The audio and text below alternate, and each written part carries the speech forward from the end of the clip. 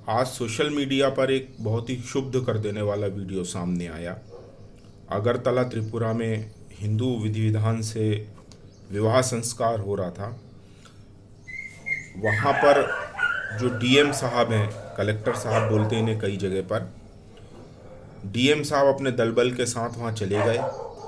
Marriage hall में उन्होंने जिस तरीके से कार्रवाई करी, एकदम एक बार देखने से तो ऐसा लगा जैसे किसी डाकुओं के हमले होते हैं, वैसे हमले हो गए। फिर बाद में देखने के बाद पता चला पुलिस के वर्दीधारी भी हैं। फिर समझ में आया कि ये तो रेड डाली गई है। जहाँ पर समारोह हो रहा था वो किसी नेता का बताया जा रहा है या जो भी है, पर जो विवाह संपन्न हो रहा था वो तो हिंदू विधि विधान से ही दूल्हा दुल्हन का हो रहा था। और विवाह संस्कार जीवन में एक बार होता है। और सारी बातें ये देखिए, इन सभी जगहों पर आप ये देखेंगे कि विवाह संस्कार एक ऐसी चीज़ नहीं है। देखिए, इस समय कोई भी ये कह सकता है कि ये कोरोना का समय है, ऐसा नहीं होना चाहिए, वैसा नहीं होना चाहिए, लेकिन हम 135 करोड़ लोगों के देश हैं। अब आपको ये कोई भी मन बनाने से पहले आपको ये सोचना चाहिए कि यूरोप के सारे देश, अमेरिका और सम पार्ट ऑफ अफ्रीका, इतने देशों को अगर हम शामिल कर लें तब भारत होता है। तो आप ये बताएं कि इतने सारे जगहों पर क्या सभी जगह एक साथ कोरोना आया होगा? नहीं, सभी जगह एक साथ कोरोना नहीं आया होगा। देखिए, इस चीज़ को कोई इनकार नहीं कर सकता कि कोरोना में ये सारी चीज़ें नहीं होनी चाहिए।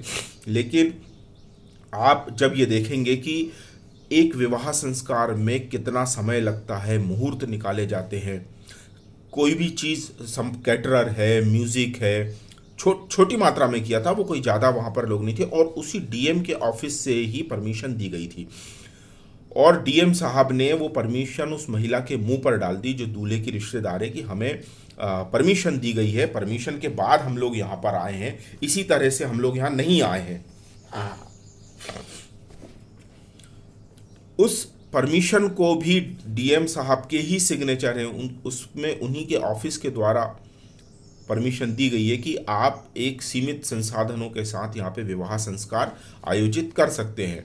डीएम साहब सीधे वहाँ रेड डालते हैं जिस तरह की फिल्मी स्टाइल में। उनको कोई न शब्दों का ज्ञान है, न पद की मर्यादा है, न उन्हें अपनी जिम्मेदारी है, न भारतीय संस्कारों का उनको एहसास है। एक ब्राह्मण, जिसे ब्राह्मण जाति से जोड़ा जाता है, जबकि ब्राह्मण जाति नहीं, ब्राह्मण कर्म है। ब्राह्मण, पंडित, पुजारी जिसे आप कहा जाता है, पुजारी तो मंदिर में पूजा याचना करता है, ब्राह्मण का या पंडित का काम इससे ज़्यादा होता है।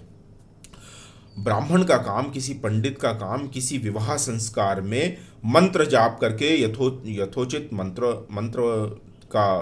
मंत्र पढ़ के विवाह को संपन्न कराना, विधि विधान के द्वारा विवाह को संपन्न कराना।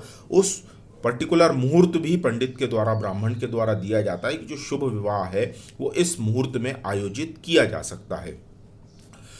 अब उस शुभ मुहूर्त तक आने के लिए दूल्हा और दुल्हन के माता पिता और जो भी रिश्तेदार, जिम्मेदार लोग हैं, उनको कई कई दिनों की, कई हफ्तों की, कई महीनों की मेहनत करनी पड़ती है, सारी चीज़ें लगाना पड़ती है। क्योंकि मुहूर्त ऐसा नहीं है कि आधे घंटे का, 1 घंटे का मुहूर्त है, 1.5 घंटे का मुहूर्त है तो वो 1.5 घंटे में संपन्न हो जाएगा। ये विवाह संस्कार है। अब वहाँ पर डीएम साहब आते हैं और आप देखिए, सबसे पहले उनकी भाषा देखिए आप।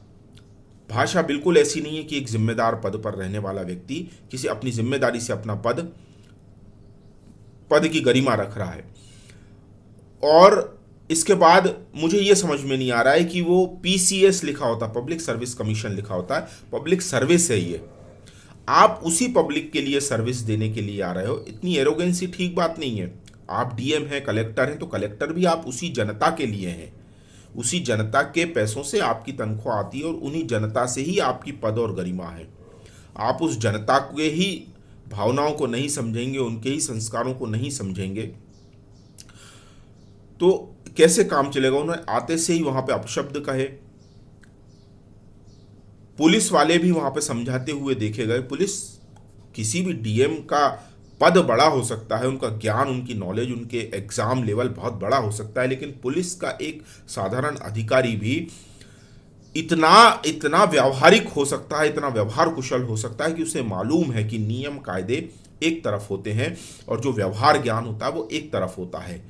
भारत में वैसे भी सारे काम नियम कायदे से चलाना इतना आसान नहीं है। आप कहते हैं सड़क पे अगर आप नियम कायदे से चलोगे तो पक्का आपका एक्सीडेंट होगा। आपको कुछ न कुछ कॉमन सेंस लगाना ही पड़ेगा। आप सिर्फ नियमों से नहीं चल सकते। विवाह संस्कार में भी इतने बड़ा डीएम पोस्ट है उनकी, आप केवल नियम कायदा, उन्होंने कहा कि 10 बजे तक का इनको परमिशन दी गई है। 10 बजे के बाद अब कितना बज रहा था मुझे नहीं पता, वो समय कितना हुआ होगा, लेकिन वहाँ आके अगर आपको कोई काम बंद भी कराना है तो आप उनको वार्निंग दे सकते हैं, आधे घंटे का समय दे सकते हैं। उनको आधे घंटे का समय दें, वहाँ से जाने का समय दें। आपने लोगों को खाने पे से उठाया, ब्राह्मण को जो पंडित पुजारी का काम है वहाँ पर विवाह संपन्न कराना, उसको लिटरली पीछे झापड़ मारा है, दिख रहा है पूरा वीडियो में। उनको चाटा मारा है, थप्पड़ मारा है पीछे सिर पर, और उसके बाद दूल्हे को गर्दन से पकड़ा है। महिलाओं के साथ बदतमीजी की। जो महिला परमिशन बता रही थी वो लेटर उनके मुंह पे फाड़ के फेंक दिया, सिर के ऊपर हवा में लहरा दिया है।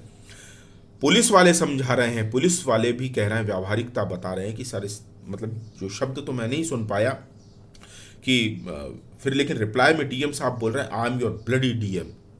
यानी पुलिस सड़कों पर रहती, पुलिस को ज़्यादा व्यवहार ज्ञान होता है। पुलिस ऑफिसर की भी नहीं, पुलिस की भी ऑफिसर अपनी पुलिस की भी बात को नहीं सुन रहा है।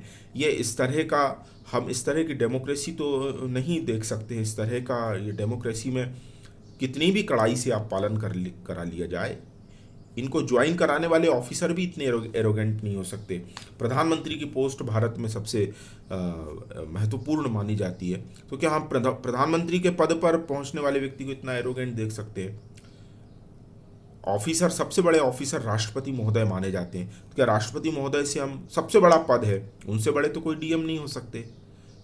क्या हम राष्ट्रपति महोदय को इस तरह के एरोगेंसी में देख सकते हैं? किसी विवाह संपन्न हो रहा है जहाँ पर, वहाँ आए और इस तरह से रेड डाली जाए कि जैसे किसी डाकुओं को, चोरों को पकड़ के रख लिया हो जो बिना परमिशन के कोई काम कर रहे हैं, चोरी छिपे, या कुछ तस्करी कर रहे हैं, ऐसा गंभीर जघन्य अपराध कर रहे हैं कि उनको एकदम इस तरह से अपराधी शातिर है कि वो आपके पहुंचने से पहले ही भागने की उसे उम्मीद है, तो उनको धरपकड़ की जाए। महिलाओं के साथ भी सब भद्र पुरुषों, भद्र परिवारों की महिलाएं, सम्मान से व्यवहार किया जा सकता है, उनको ठीक से बोला जा सकता है। सभी लोग विवाह संपन्न कराने आए, कोई ऐसा आपराधिक कार्य करने के लिए नहीं आए।